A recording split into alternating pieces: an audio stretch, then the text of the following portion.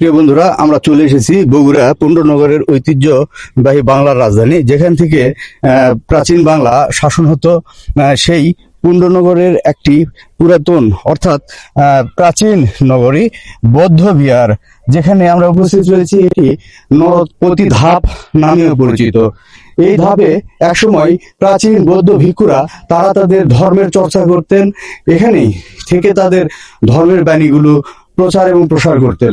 এখানে কয়েকটি স্থাপনা রয়েছে, ঠিক তেমনি এই যে স্থাপনা আমরা দাঁড়িয়ে রয়েছে ধ্বংসাবশেষ, এই ধ্বংসাবশেষটি তাদের মূল প্রাসাদের কেন্দ্র ছিল।